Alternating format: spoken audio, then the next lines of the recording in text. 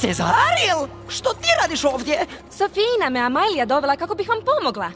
Što se događa, Sofija? Moja prijateljica Una je u nevolji. Pokušala sam je spasiti. No ne možeš sama, je li tako? Ne mogu. U redu je. Svima nam ponekad treba pomoć. Jednom je princ Erik trebao moju pomoć kad mu je tonuo brod. Brod moje obitelji je također u opasnosti. Srećom, jedno je rješenje za oba tvoja problema. Doista? Slijedi me. Sirenu si htjela spasiti, ali nije lako to. I misliš sad da je svemu kraj, ali nije tako, znaj.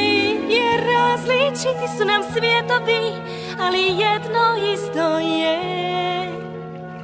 Obitelj svoju volimo više nego cijeli svijet.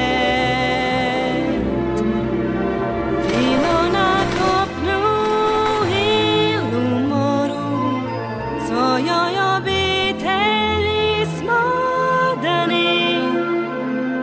Jer trebaš nekoga ko će te pogurati, jer ljubav nas oslobađa.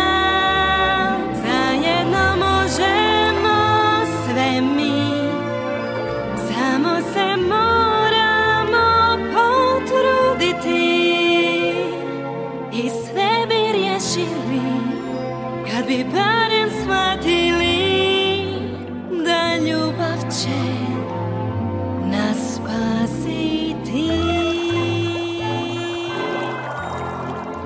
Ondje je sirena koja želi spasit sestru. Pokaži joj da želiš i ti i mogla bi ti pomoći.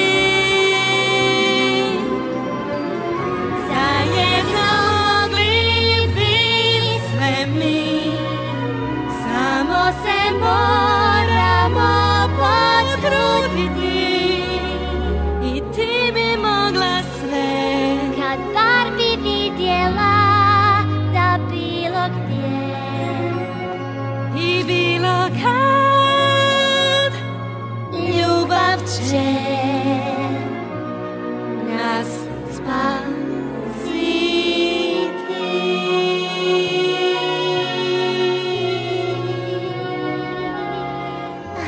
Hvala, Ariel. Sad znam što učiniti.